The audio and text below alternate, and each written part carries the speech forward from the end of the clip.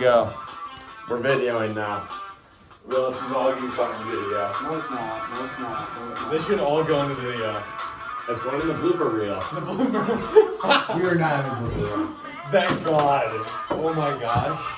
Alright. Why is it not turning off? It's still going. It knows it's needed. It All knows right. it's needed. You know what else is needed? Sexual equality in the military. Great segue. Good segue. Good segue. Alright, welcome to episode 2 of Call to Dubsky. This episode, we will be focusing on sexual equality, especially in and around the areas of the United States military draft. I want to start off with this statement here. It's this country that we all reside in and lead our lives and has both its bright spots and its flaws. One of the biggest flaws is that there is sexual inequality of many different parts of the country that affect both men and women negatively. I'm a believer that there are different genders for different roles, but there are others who believe that everyone should be treated 100% equally in every aspect of life. Most of these arguments are tailored towards women, African Americans, and LGBTQ people. I do think that these people are important to our society and that they deserve their rights as much as other people do. But there's a lot of blindness that goes on when there's sexual inequality towards men, especially white men, because there's a lot of things that white men are expected to do that other people are not, such as the military draft. I am not, with this argument here today, I am not meaning anything to be sexist or harmful to another person. If you perceive it as such, I'm very sorry, and I hope that you can have a good time watching our podcast. I think it is very interesting to look at how long we've had the military draft going on. I mean, it's been going on for a long time, and the last time it was in action was obviously Vietnam. Many of you will know that. But there are a lot of flaws with the military draft, such as, can you not type that into the document, John? I'm trying to do a podcast here, and you're kind of making it inappropriate. So can you not do that, please? All right, I'm checking my email right now. Well then I can go back to the edit history if you want me to. Do you want me to look at the last edit? Oh no, there were none made. Okay. Do you guys just like want to restart? Nope. No, We're the keeping this introduction. in. We're keeping this That'd be in. great. I feel like the introduction is We're good. keeping but... it in. Okay. Yeah. Are we keeping this part in too? Obviously, yeah. We're keeping it all in. Yeah, just Lincoln's. We're doing one. This is all one thing. We're This not is editing. we're one-shotting It's just this. one shot. Yeah. Oh, great! Yeah. So this is all staying in here. Even Will's dancing. At the Even start. the Weird Al Yankovic Yeah. segment, which took 10 Yeah. minutes. Do you know Yeah. how irresponsible we are with our time here? Yeah. 10 minutes of straight Weird Al Yankovic. Okay, it wasn't 10 minutes. It was like got 10 to our minutes. point. Say the But point. anyways, I think it is important to look at and interesting to look at how there are a lot of articles that cover the attacks and degradations of the minorities of the country, typically, once again, African Americans, women, and LGBTQ people. There are a lot of unfairnesses in this, but there's a lot of stuff that's thrown at Caucasian men and they're expected to handle it and not get mad at it because they are the majority. There are countless arguments both ways. Today we will be talking about how men and women should be equal in the draft. With that, we will head to our first ad. Play the clip, Will. Max volume, by the way. Yeah, that made the cut, by the way. Yeah.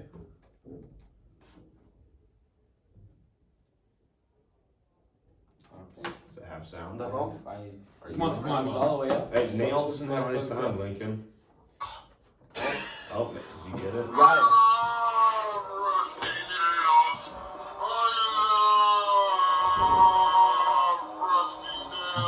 Why does he sound like Bane?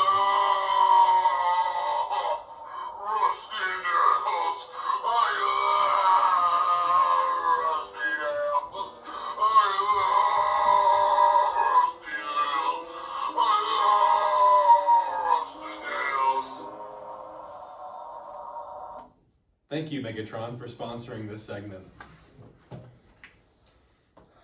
Alright, there is a lot, I've said there's a lot of stuff thrown at men and they're expected to handle it, such as, men occupy a large majority of mining jobs and the military and other such things.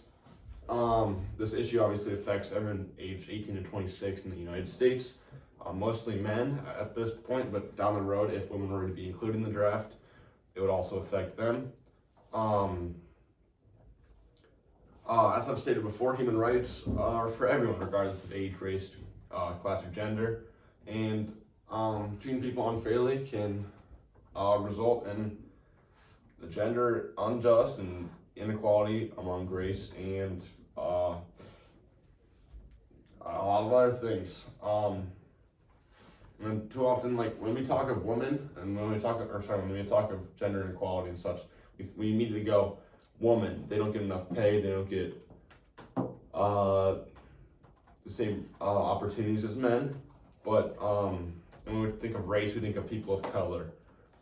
The dominant groups, those who hold the power in society, or a majority of the power in society, such as white men, they often go unexamined and unanalyzed. And a study done by Stanford University actually talks a lot about how the expectations that white men have, they're expected to meet and not complain about it, are too intense in a way. And we really should just bring the country or bring the world together, and men and women can work in tandem to create a more peaceful and just world. This is obviously all cited from Stanford University and a study done by some students. John, you got anything you want to talk about here? Well, I don't know what all has been said and what hasn't been said when it comes to this subject in terms of the argument, but when we're looking at everything, we can see that we have over 2 million service members, excluding the Coast Guard, who are currently, ready to go whenever we need them for the sake of security. And so, but the weird part is, that's about 1.1% of the male population that is currently serving. That means only 1.4% would be needed. If the purpose of the draft would be just to, keep us safe, get everyone we need, how would we find that best way of dividing up that extra 0.3% that we need to add? What would you suggest? So I think random draft lottery of the ages 18 to 26, like your prime physical ability time in your life where you are most physically able. If you want to volunteer past the ages of that is perfectly fine. But I think that age range is definitely best. I don't think that women should necessarily be doing the same roles as men in the military, but I definitely think that there should be some aspect of a draft for women to be drafted into the military in a time of war, such as they could do things like run the base camps, help with medical stuff. They don't necessarily have to be frontline soldiers, but there is a point when you can't just have an all-men military. You can't just have 4 million men running around without any backing or support. I think that it is important to interlace men and women in the military and to have them work together in like one unit doing different jobs. Yeah. But I think that there is an area where women should be allowed to be drafted. What would you recommend there? Would you say a 50% split when we're doing that random lottery, or would you say everyone just starts off with everyone in a pool and then we do the lottery? So would it be a random, so then we could guarantee that's 50% male and 50% female, or what would you say to that? I don't think it should be an exact 50-50 split. I think that it should be based on what... More equal, not totally. Yes, and I think if you want to be in a specific area of the military and the time of war breaks out, you say, I'm going to go volunteer for this. That would make this whole thing a lot easier. You're back in your country, you're doing what's good for your country to support your country and the people in your country, and moving in the way where you're not just thinking about yourself, but thinking about the other people of your country and saying, you know what, let me go make food for them every day. Let me go tend to them when they come back and they're wounded. Or even if you're a woman, you could say, I feel confident in myself, I'm fine going to the front lines, I can go do that. I think there should be a draft for everyone's equally. I don't think it should be an exact 50-50. I think it should be So it's starting as an equal, as it's an full equal of playing everyone. field. Equal playing field. Okay. But you shouldn't be forced into a certain role, especially as a woman, if you don't want to. And I think it is just very important that we have an equal playing field when it comes to the draft. When it comes to that equal playing field, if we have everyone in one large pool, did you consider the fact that just randomly there could be a disproportionate number of a women majority being in that draft? What would you say to that possibility? As we talked about earlier, as you brought up the point, we only have 1.1% of the male population is currently serving, and that we only need to be at 2.5% of the male population to be able to serve in a time of war. So I mean, the males are already occupying almost half of what we would need. So it's not exactly like we need a ton more people, and we need roughly the same amount that are already in the military. So even if it was a perfect 50-50 split, it would be roughly 75% men, 25% women in the military. So I think if this trend continues, where a large majority of the military is men, I think the time of draft will end up relatively not equal, actually, because there will be, let's say it's exact 50-50 split between men and women. It won't be perfectly split in the actual military because there will be the active service members. So even with this all in consideration, and since you said that women can choose their roles in the military, is there a concern that even after that initial draft, you're still not going to have everyone you need in order to fight on the front lines if you have, let's say the majority of women choose to be most supportive members rather than active fighters? There is a concern of that, but as we're advancing more technologically in this day and age, we are becoming much less reliant on actual soldiers to go shoot each other to front of the lines, and more so like technology or reliant. And there's all these new like UAVs and all these things that you don't need 50 million soldiers out there because you can have robots fighting for you essentially. So with the technological landscape, are we effectively equalizing even the physical disadvantage that women would have in comparison to like brute strength compared to men? So is that cause for more equality? Yes, obviously, when military drafts are done, only 8% of females pass the clean and press exercise compared to 80% of the males, and 8% of the best best performers in the combat proxy test were females, while 92% were male. So obviously, yes, men do have a physical advantage when it comes to brute strength and just overall build when it comes to fighting, you could say. But I do think that there's a place for women in the military because, like I said, much more of the military now is phasing towards technological and intellectual parts, and I think there are a ton of very smart women that can be scientists, can be control a UAV, can control a group of soldiers. But like, there's so few actual people that land on the ground. I mean, we send Marine groups of 12 guys to do our missions now. Yep. It's not like we're sending out massive squadrons of people to go fight in trenches anymore. So I think that brute force is no longer as reliant as it used to be. Okay. So then with that in consideration, are you still firm on our physical, standards that we're setting for our military members?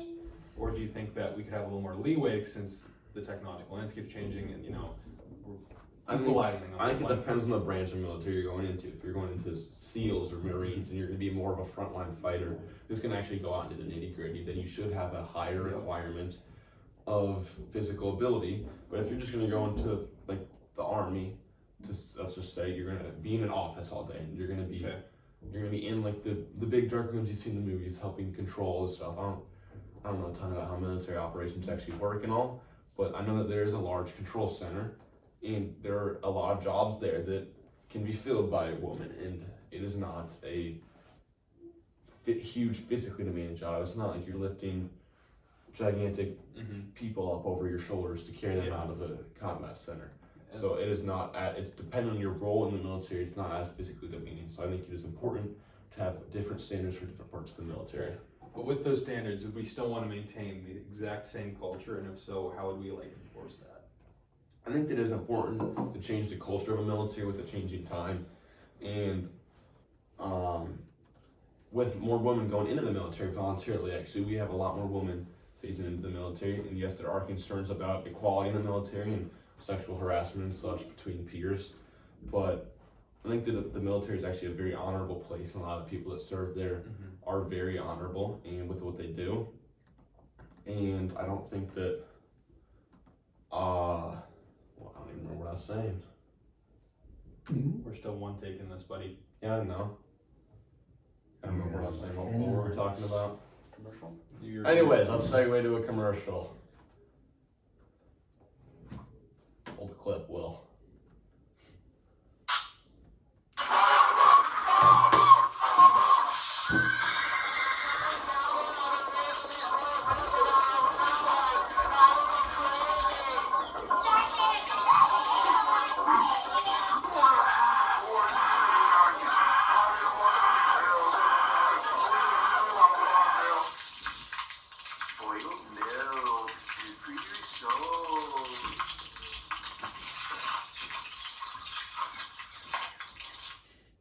Was that from a war zone?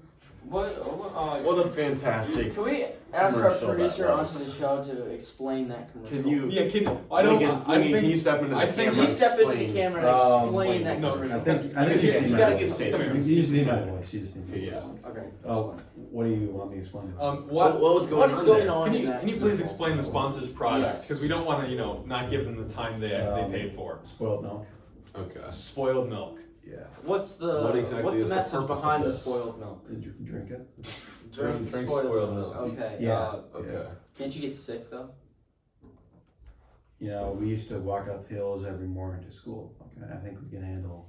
the Gosh, best I'm- privilege. Oh, I'm gonna okay. hate the episode where we're sponsored by Okay, Tide we're gonna head back Pods. to the podcast. Start talking. Anyways, I think as we close here, it's important to recognize all the different jobs in the military. As we've talked about, there's hundreds of thousands of jobs, different jobs. You can be a lawyer in the military. You can do all sorts of different things. And in times of combat, it's not just frontline soldiers that are needed. There are thousands of other back-end roles that aren't actually going to be out on the front lines actively shooting another person. Obviously, we don't ever want to have another military draft. We want it to be a peaceful world, and we want to achieve unity in a way. And I think that having a draft set up in an equal way is necessary to have the military protect our country to the best of their ability. I think that there's a lot of evidence backing that women are as helpful in the military as men, and they can do a lot more than men can because of their different abilities that men have. Obviously, as I stated before, I do think that there are two different genders for two different roles. I'm sorry if you disagree with this, but that's just what I believe, and I believe that it's important to see that because women and men are not 100% equal, obviously, but I think that there's a time and place to have them unify and to work towards a common goal that helps the greater good of the country and the world. And as stated, women are obviously not as physically gifted. Yes, there are very talented, strong women that are stronger than the average male, but the average male is bigger, faster, stronger than the average woman.